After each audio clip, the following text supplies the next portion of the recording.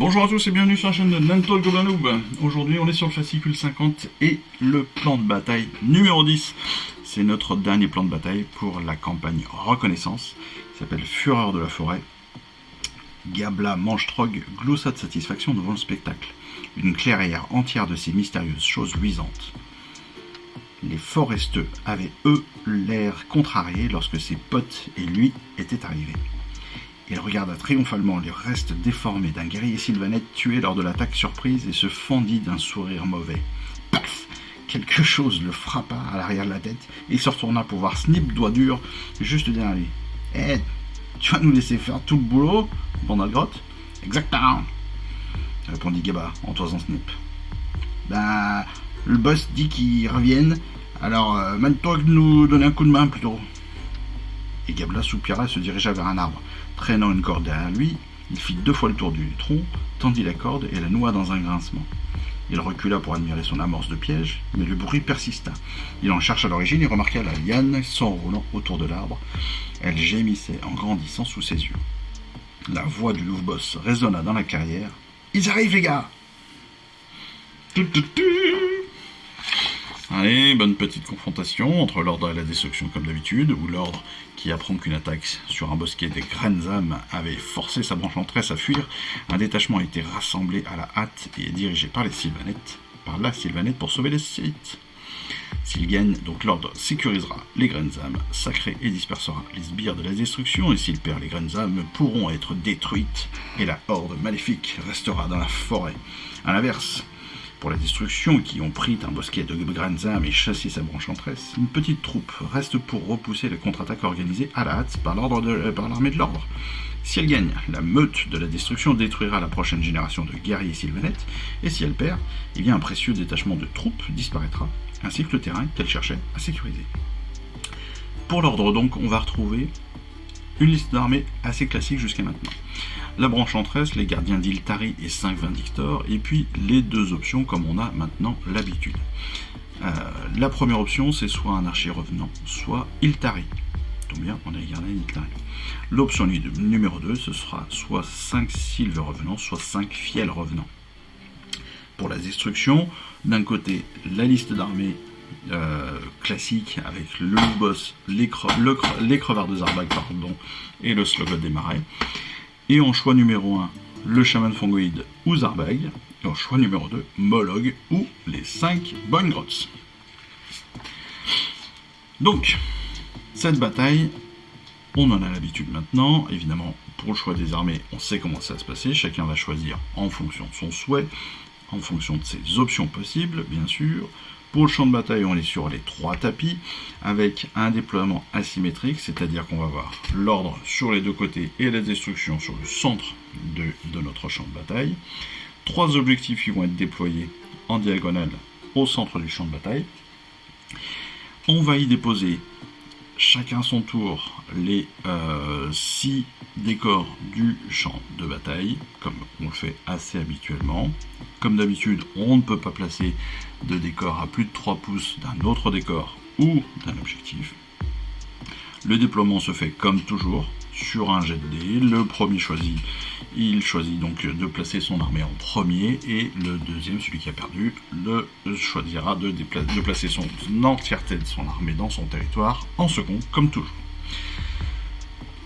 Le choix du premier tour du premier joueur se fait sur un jet de priorité. La bataille se fait en 5 rounds, comme d'habitude. 5 rounds, 2 tours par round, 6 phases par tour, comme d'hab. La victoire, les points. Les points, un objectif, 1 point. 2 objectifs ou plus, 2 points. Enfin, un autre point. Plus d'objectifs que son adversaire, un autre point, 3e point potentiel. Et ce, à chaque fin de tour. Et une règle spéciale, comme on en a l'habitude aussi maintenant sur ces plans de bataille, c'est croissance effrénée. Donc la nature elle-même se lève pour défendre le site sacré, la végétation jaillit du sol, et les enfants d'Alariel sont régénérés par l'énergie sacrée de la forêt. Donc, tous les éléments de terrain qui sont sur le champ de bataille sont considérés comme des éléments de terrain luxuriants. Et au début de la phase des héros du joueur de l'ordre, celui-ci peut soigner une blessure allouée à chaque unité sylvanette amie située à moins de 9 pouces d'un terrain luxuriant. Donc ça c'est intéressant, ça veut dire que chaque début de sa phase de héros, le joueur de l'ordre va pouvoir soigner une blessure par unité de ces sylvanettes s'ils sont à moins de 9 pouces d'un décor. Donc on rappelle, dès le départ, Branch-en-Tresse pourra se faire soigner à chaque tour de héros. Mais pas seulement, parce que on a la possibilité de rajouter les gardiens d'Iltari, enfin Iltari et ses gardiens, les archers revenants, les sylves revenants, les fiels revenants. C'est-à-dire qu'il n'y a quasiment que des unités, sauf les 5 vindicteurs, ce ne sont que des unités sylvanettes qui peuvent retrouver un point de blessure à chaque tour. Hyper intéressant. Merci, la croissance est freinée. Par contre, pour la destruction, pas d'avantage. Voilà, bah, ils avaient qu'à pas foutre la merde aussi, hein, c'est ça la vie. On continue bien sûr, et on finit cette petite vidéo sur les actions majeures. Vous le savez, Yann et Eve du studio Warhammer jouent toutes nos parties, et ils se répartissent donc les deux armées, et ils testent les plans de bataille. Eve est à l'ordre, elle a choisi Iltari et les Sylves revenants comme option. Yann, lui, il a pris la destruction et les Zarbag et les Bonegrotz. Sur le déploiement, Yann se déploie en premier et Eve en second.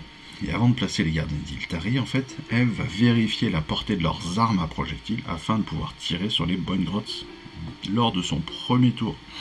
C'est ce que nous avons vu dans la partie de tactique de la semaine passée.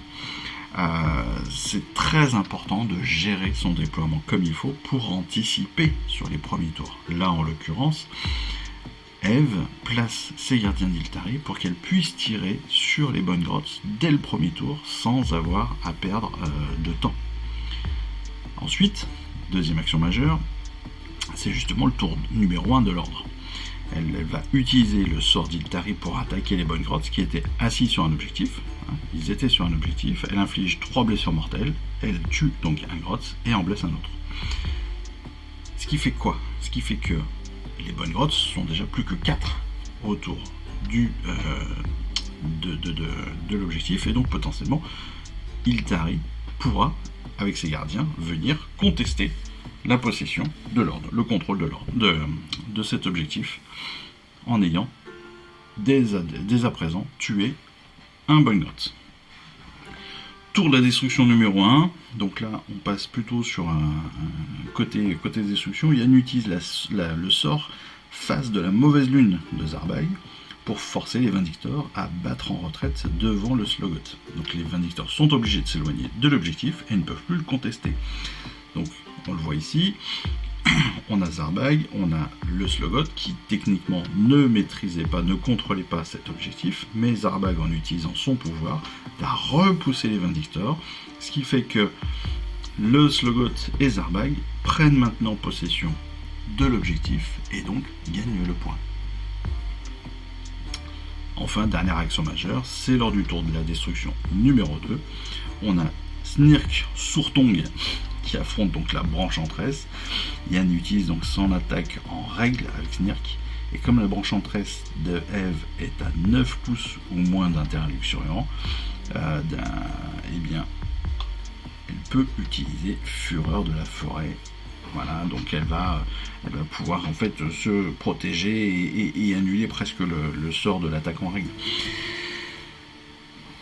Voilà encore une fois des exemples très parlants, parfaits de techniques d'amélioration de notre jeu. Comment bien se positionner dès le départ, quels sont les intérêts que j'ai à déposer telle ou telle unité en face de telle ou telle autre unité ennemie pour que je puisse la détruire le plus rapidement, ou en tout cas l'affaiblir le plus rapidement pour pouvoir aller potentiellement chercher un objectif. Quels sont mes pouvoirs pour justement accompagner une de mes unités pour aller chercher un objectif? Est-ce que mon positionnement va me permettre de me protéger en fonction des attaques de mon adversaire? En résumé, voici les différents aspects qu'on a pu voir aujourd'hui. Et je pense que clairement, c'est des choses qu'il faut vraiment anticiper. Et c'est pour ça que la connaissance à la fois de nos chartes d'unité et des règles sont hyper importantes dans les jeux de Wargame. Voilà, j'espère que cette petite vidéo de la semaine sur les règles et la bataille vous aura plu. Moi, j'ai plus qu'à vous souhaiter une excellente fin de semaine. Je vous retrouve très rapidement pour une prochaine vidéo de fascicule. Et puis en attendant, n'hésitez pas, petit pouce bleu, commentaire, partagez la vidéo, faites-vous plaisir. Et puis allez-y aussi sur Insta et sur Facebook. Et puis voilà. Et à très vite. Je vous embrasse. Allez, ciao, bye bye. Je vous remercie d'avoir suivi cette vidéo. Si ça vous a plu, eh bien abonnez-vous, lâchez un petit like et un commentaire et suivez-moi sur Instagram. Instagram où je poste régulièrement des photos de mes dernières réalisations et dernières peintures. Et puis comme il est maintenant de tradition sur la chaîne, je vous souhaite une excellente fin de journée et surtout, lisez bien, collectionnez bien, assemblez bien, peignez bien et jouez bien. Allez, je vous embrasse et puis je vous dis à très vite. Allez, ciao, bye bye.